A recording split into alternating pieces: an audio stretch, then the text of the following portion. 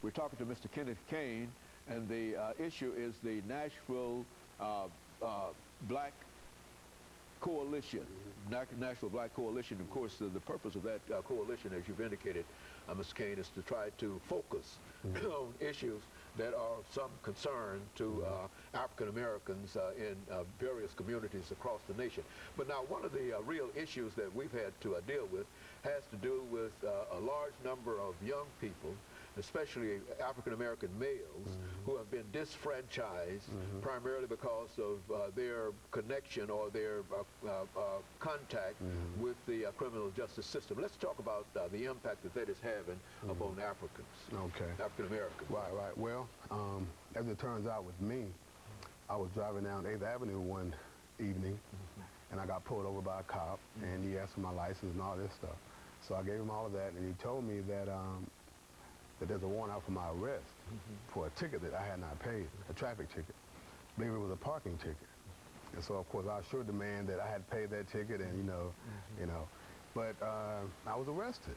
He took me downtown, and they booked me. And so there I was, in shock. And then I noticed I was surrounded by brothers. Young brothers, older brothers, not just African Americans, of course there were whites there, a few Hispanics, but primarily it was young African American males. And so as I sat there, after several hours, it dawned on me that these fellas may not have gone to Tennessee State University. Many of them didn't finish high school. And many of them didn't appear to have a lot of money to really afford any kind of legal help, And so it dawned on me that we are in great trouble. And so I was touched by that. My spirit was moved, I have to say. And so when I went to a meeting with our group and told my story, I was traumatized by it, by the way. Never been arrested before, And so we felt moved to do something about this issue of felony disenfranchisement. And so as we did research, talked to lawyers, we found out that no one's really dealing with this issue. And that it's affecting millions and millions of people all across the country. I think Tennessee had at least 100,000 people. That fall into that category. Yes. And so, but now, most of the crimes were for little petty crimes. They were not for violent crimes. They were for things like maybe having a small amount of, marijuana, things like that. And so, what really shocked us was what it did in essence.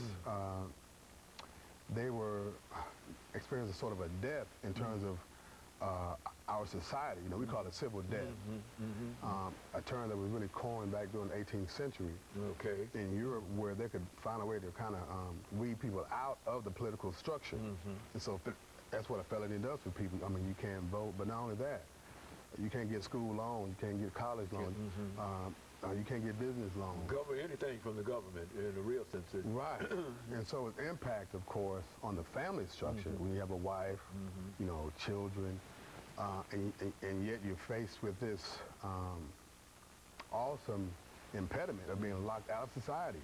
That's exactly what it is. Yes. And so since that time, we have been assembling various lawyers around town. We set up shop at a library, someplace like that, or at a church.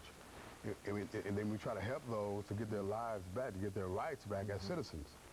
I'm amazed that, of course, you've been in the civil rights movement during that era, and yet people's voting rights have just been stripped away, and nothing is really,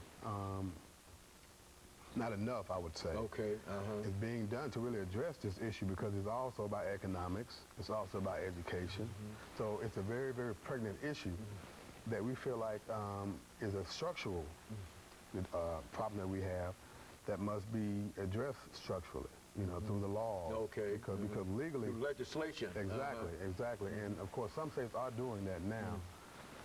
But woefully not enough. But this is a real problem. I think we've talked about that, and I think you said, what, at least 100,000 individuals in the state of Tennessee have fallen, which is to say that these individuals, in a real sense, have been really locked, as you've indicated, locked out. They can't vote.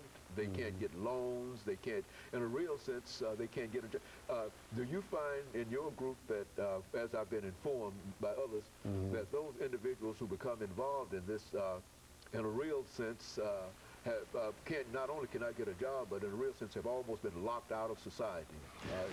Yes. In fact, the part that really bothers me, I get phone calls from some of these gentlemen who have gotten out. You know, they tell me that, you know, when I was 17, I had a small joint on me.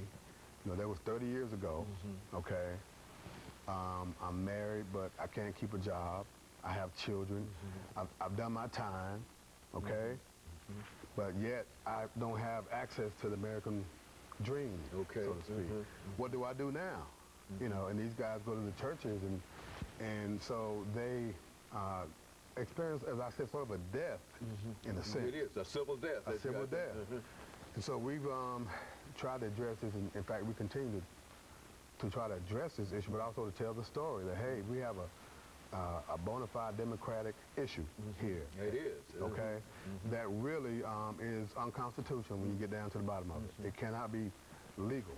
In other words, the person who serves his time has, as far as society is concerned, has paid his debt to society. They pay their dues. But as far as the rest of the folks are concerned in terms of dealing with him, he's still the same criminal that he was the day he was judged. Is that the attitude that most folks have? Yes, it is. In fact, it's not just men anymore, though. A lot of women.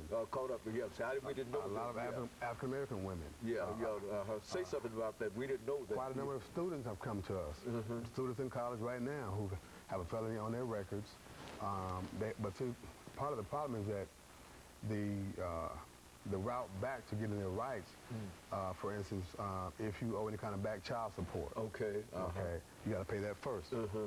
Which, of course, if you spent a year behind bars or 2 years or 10 years behind bars, then that money has accumulated. That's right. And so therefore, you really locked out in that manner, just economically.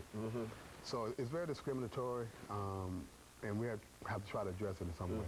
You know, we're coming up for this second commercial break, after which we'll have an opportunity to do this third segment, and we can get into in greater depth in reference to this. But I think that some of the things that you're talking about now are some of the common problems that we've heard in reference to this as a real issue, and it's an issue, as you indicated, that ought to be addressed in a more forthright manner by the legislative process. Of course, we'll be back with our audience following this very, very short commercial break.